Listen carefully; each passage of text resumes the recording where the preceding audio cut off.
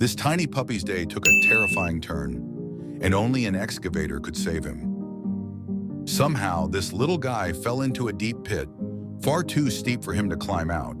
His cries echoed from below, but there was no way anyone could reach him safely by hand. That's when the rescue squad rolled in, not just with an excavator, but with a man riding the excavator arm like it was the slowest, most nerve-wracking carnival ride on Earth. With precision and care, the operator scooped him up. Everyone held their breath, until finally the bucket rose from the pit with the tiny puppy inside. Then both man and pup were lifted back up, slowly rising from the pit like the world's cutest action movie finale. From danger to safety, this little hero's rescue is proof that kindness comes in all forms. If this made you smile, hit like, share it with a friend, and subscribe for more amazing rescues.